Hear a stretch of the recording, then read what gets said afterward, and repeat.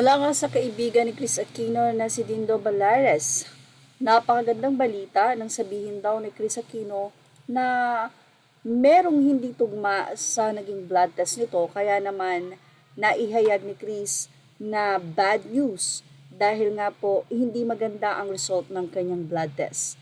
Dahilan kung bakit kinakailangan niyang lumipad agad-agad ni Bimbig at isinama ang kanyang Kuya Josh para puntahan at aliwin ang kalagayan ng kanyang ina dahil nga sa hindi magandang balita nito sa nakita sa dugo ni Chris Aquino. Pero nito nga lamang ay nag-update ulit si Dindo Balares kung saan ay muli nga daw nag-text sa kanya si Chris Aquino at nag-update sa kasalukuyang kalagayan ng medication nito sa US. Ayon daw kay Chris Aquino, may discrepancy ang resulta ng nasabing lab test or blood test niya. Kaya naman, kailangan itong ulitin. Ano po ba yung discrepancy? A lack of compatibility or similarity between two or more facts. So, ibig sabihin, hindi nagtugma yung nasabi nga pong blood test ni Chris Aquino sa result nito. So, may pagkakamali.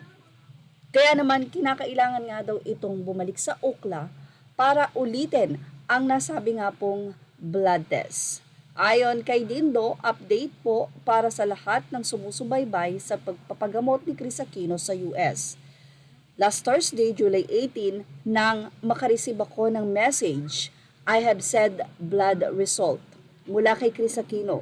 Ito po ay ipinost ko last Monday, July 22 upang maipaliwanag sa mga nagtaka at nagtanong kung bakit biglaang lumipad pabalik sa US si Bimbi kasama si Kuya Josh. Gayong nabanggit ni Chris kay OG Diaz na maaaring magtagal na nga si Bimbi dito sa Pilipinas. At sinabi pa nga ni Dindo na mayroon na nga daw usapan sa showbiz industry sa pagpasok ni Bimbi at syempre ang papasukan nitong regular school. Patuloy niya, nagpadala daw muli ng mensahe itong si Chris Aquino para nabunutan siya ng tinig or parang nabunutan ng tinig ang kaibigan na si Dindo sa sinabi ni Chris Aquino na may discrepancy ang resulta ng blood test ng kanyang kaibigan. Kaya naman, uulitin daw ito ayon kay Chris. Kinahapunan ng araw ding iyon, para ako nabunutan ng tinig nang ipinadala niya ang mensaheng ito, I'm going to UCLA on Wednesday for a repeat blood test.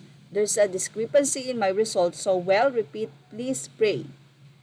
Ayon kay Dindo, dahil nga Webes na at Sabado Webes, kinabukasan, at ngayon ay Sabado na dito sa Pilipinas, maaari natapos na ang blood test ni Chris Aquino. Kaya naman, inaantay na lamang ang result. Mula nga nung Wednesday at hanggang ngayong Sabado ay wala pang update si Dindo tungkol sa naging blood test result ni Chris Aquino sa pag-ulit nito. Hindi natin malaman kung natuloy ba ang pag-uulit ng blood test or hindi pa lang nag-update si Chris sa kanyang kaibigan. Kaya naman tutok lang at yan ang ating pakaantayin.